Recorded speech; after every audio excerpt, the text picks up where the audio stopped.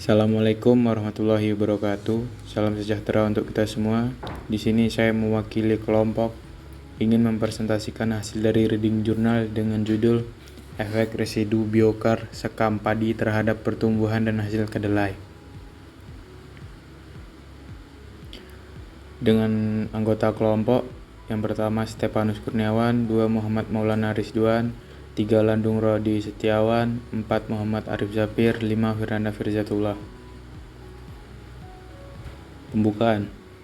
Penelitian ini memiliki tujuan sebagai salah satu usaha untuk meningkatkan daya produksi kedelai melalui aplikasi biokar yang telah digunakan sebelumnya dengan kata lain bekas residu. Biokar, definisi, sebagai produk kaya karbon, C, yang berasal dari proses pirolisis bahan organik pada suhu yang relatif rendah.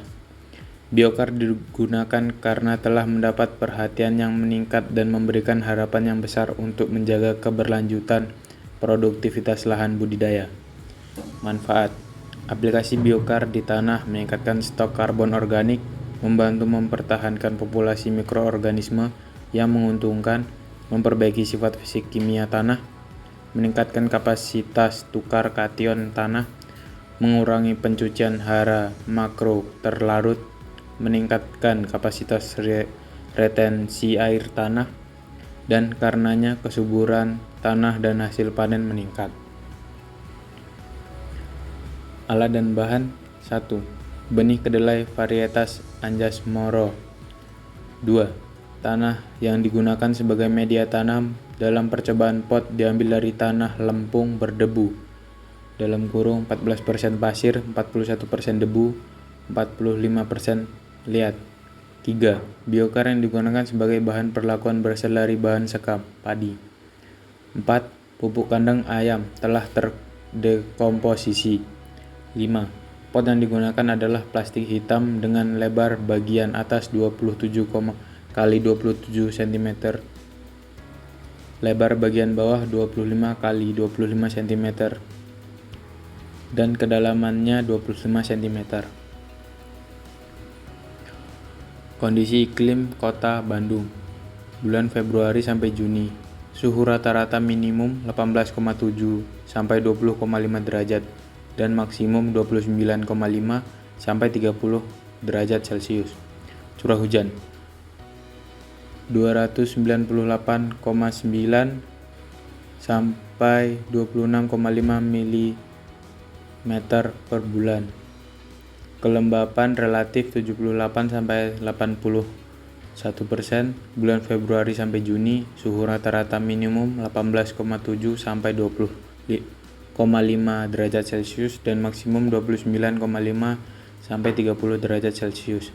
Curah hujan 298,9 sampai 26,5 mm per bulan. Kelembapan relatif 78 sampai 81%. Penjelasan tambahan: pada setiap kali penanaman juga diberikan pupuk NPK sebagai pupuk dasar dengan dosis 50 kg per hektar. Suhubung telah dilakukan hingga 4 kali.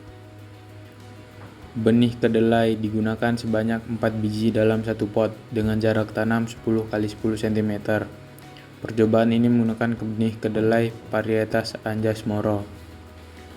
Perawatan dilakukan dengan penyiraman manual serta pengendalian gulma manual tanpa menggunakan pestisida. Tentang percobaan yang telah dilakukan sebelumnya, telah dilakukan percobaan-percobaan dengan media atau pot yang sama.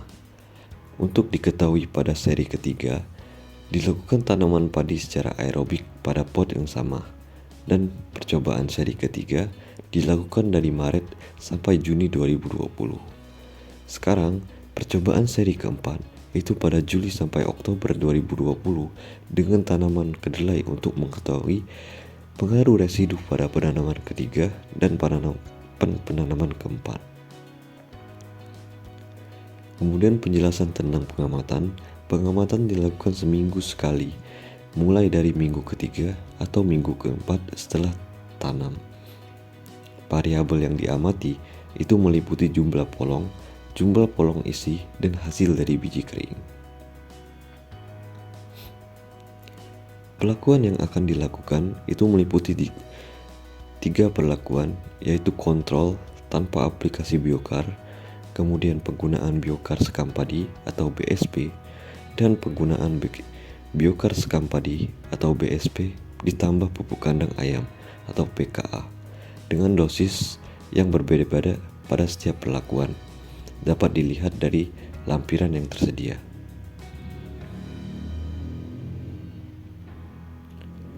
Kemudian untuk hasil dapat dilihat dari tabel 2, tabel ketiga, tabel keempat, sampai ke tabel kelima.